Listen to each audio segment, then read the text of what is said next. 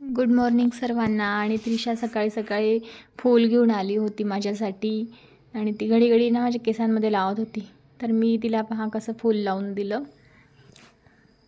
त्याच्यानंतर मग त्रिशा पहा अशी खेळत होती गोल गोल, म्हटलं थोडं शूट करून घ्यावं।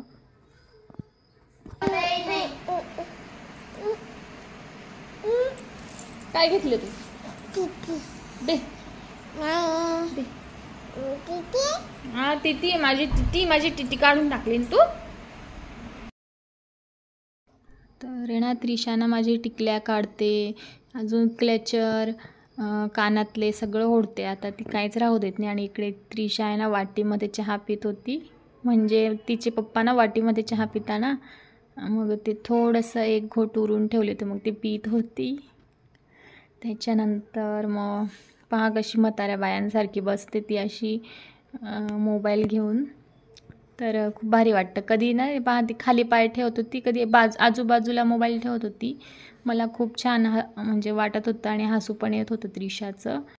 तर आज मी तुमच्यासोबत एक घेऊन आलेली आहे की आपल्याला जेव्हा ॲसिडिटी, मळमळ आणि उलटीसारखं होतं ना, त्याच्यावर काय करायला पाहिजे। तर इकडे मी ना काळं मीठ, काळी मिरी आणि ही पिठी साखर घेतली आहे आणि कोमट पाणी केलेलं आहे आणि अर्ध्या लिंबाचा रस आहे हा। तर आता आणि 1 कप पाण्यामध्ये आपल्याला घ्यायचं आहे सकाळ संध्याकाळ। तर आम्ही ना जेव्हा राजस्थानला राहायचो ना, तेव्हा एक मावशी होत्या, त्यांनी मला हे सांगितलं होतं।